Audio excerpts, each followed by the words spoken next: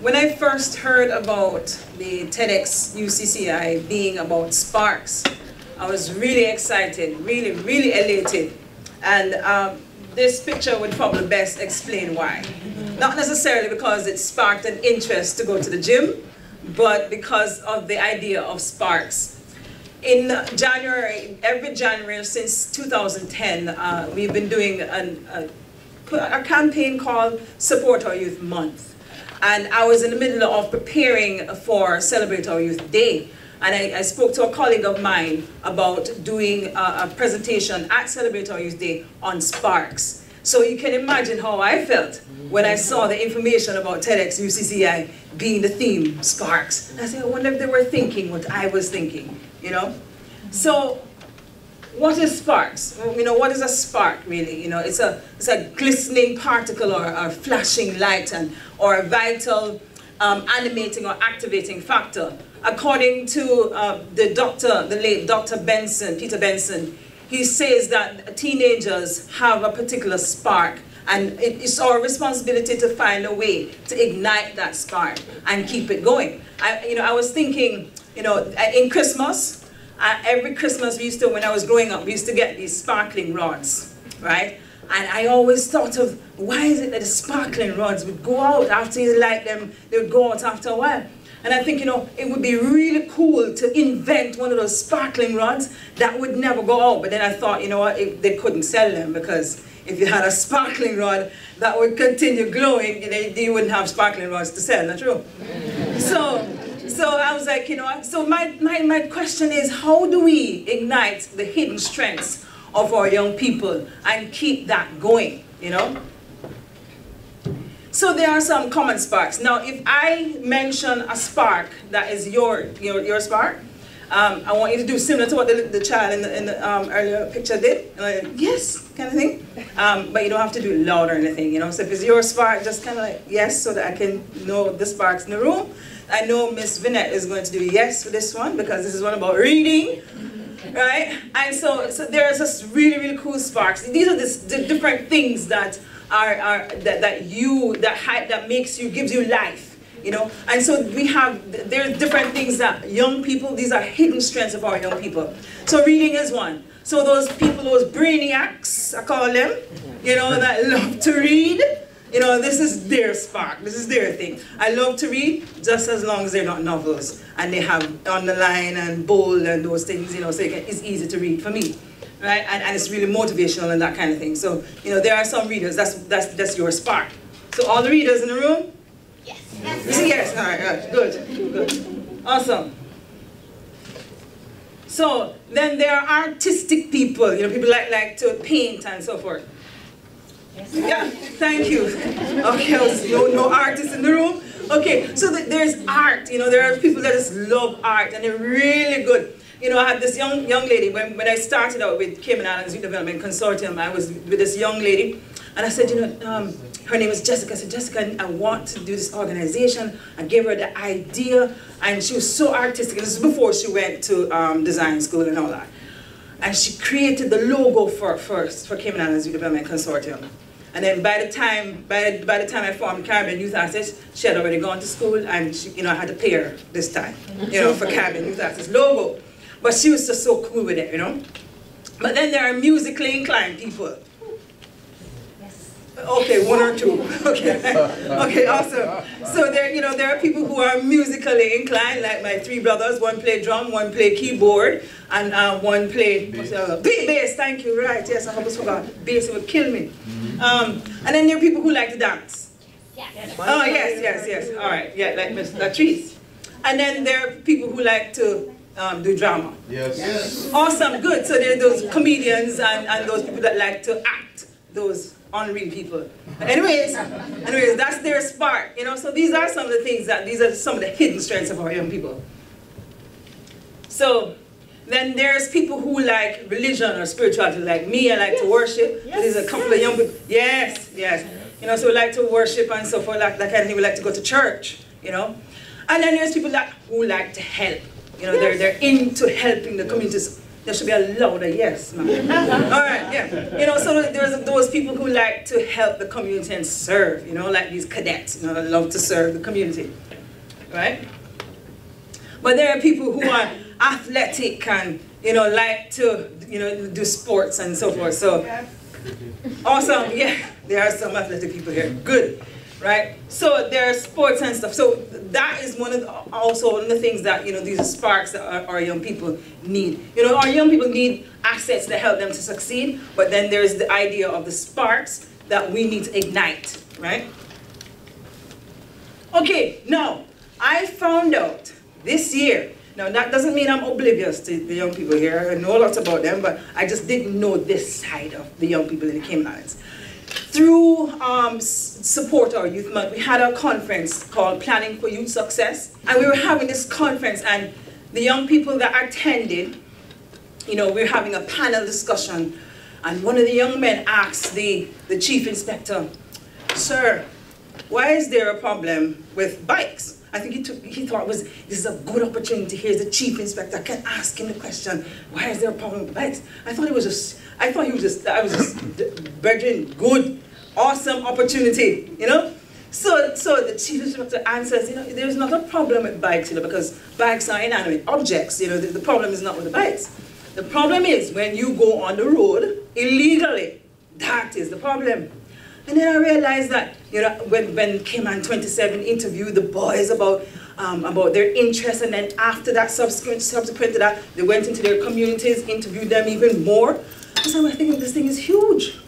So then now, when I spoke to the counselor at the school that these boys were from, they were like, they wanted to go on a field trip. I said, you know what, you could go to the raceway. Didn't realize that the raceway in Breakers was now on to be sold and all of that. And then found out that there was this raceway being built in East End, and I'm like, oh my gosh, they could go up there and, you know, just look at the place and whatever, you know. So I went for the day. I went with the boys, these boys from John Gray High School. I went to the raceway up in East End, and we looked at the place. Now, mind you, my thing is this is just dirt. But to them, this is like dirt bikes and, you know, so you can imagine what was going through their mind, right? And I'm like, okay, all right, I'm just hanging out with these guys for the day, but, you know, let's see what happens here.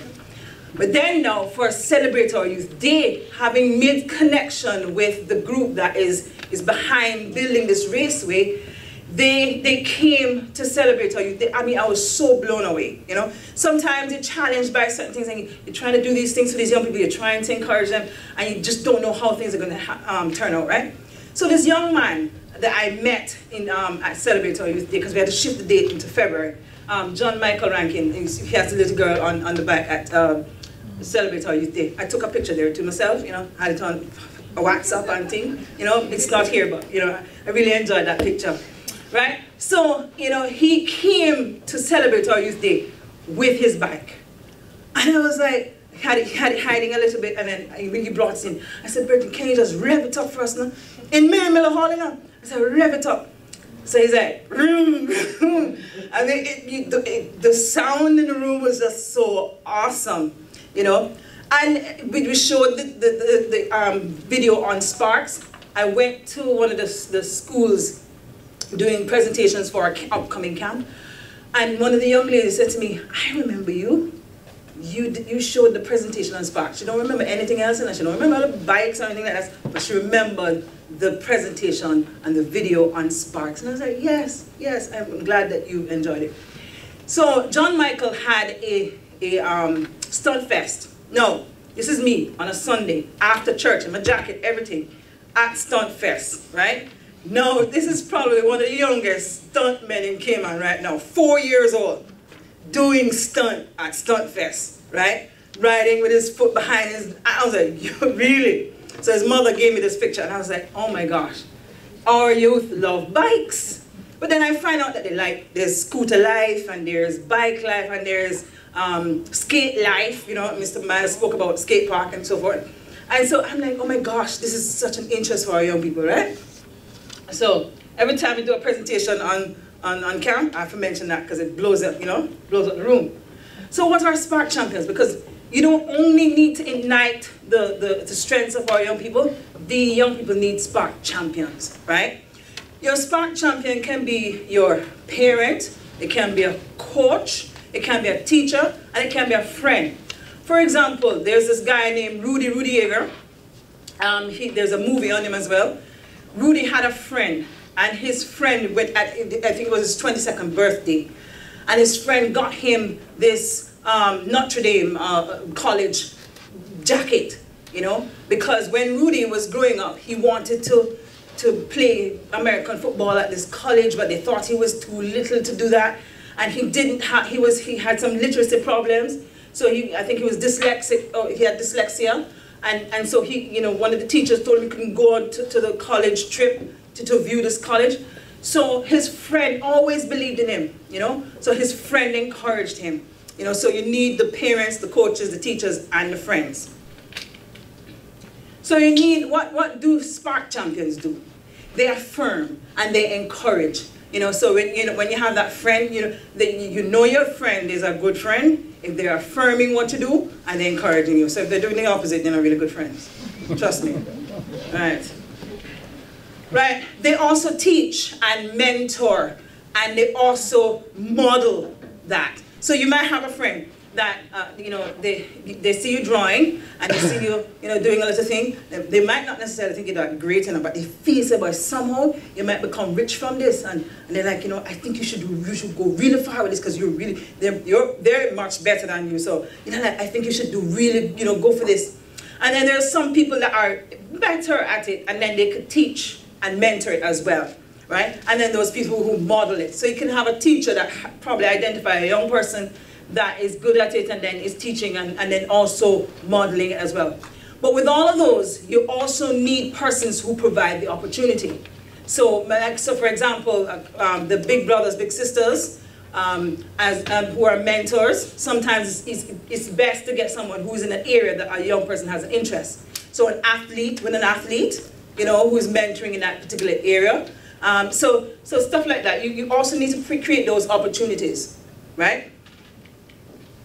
So then you also spark champions. I think this is one of the cool things. I was trying to find another thing to show what spark champions do in terms of eliminating some of the obstacles. One of the obstacles that our young people face is fear, right? And you have some of those spark champions that can help the young person eliminate that, right? Now there are also other people that are, you know, in the young person's life that need to be eliminated as well.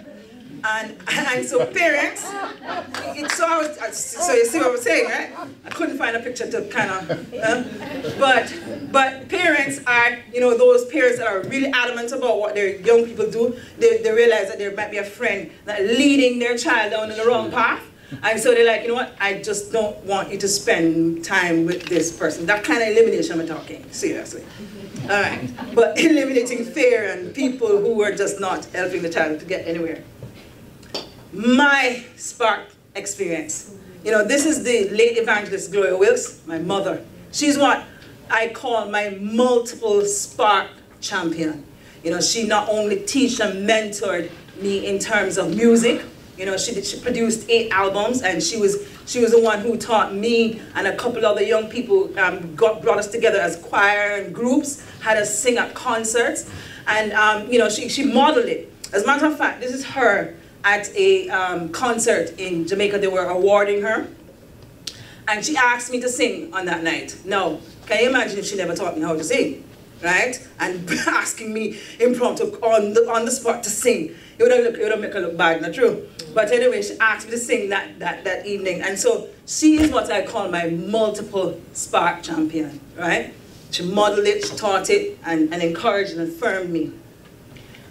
But there is also my coach, Mr. Jerry Harper, right? Now let me tell you how this happened.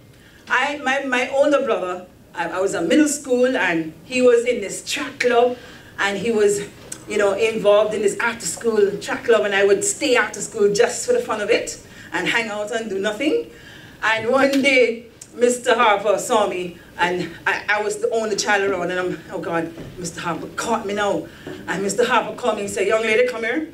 And I went up to him, and he's like, what are you doing after school? And I started giving all sorts of excuses. I can't run because they told me when I was younger, when I was sick, that I couldn't get wet by the rain and I couldn't run anymore and all that stuff. And he totally didn't buy my story. So he said, okay then, if you can't run, you can throw.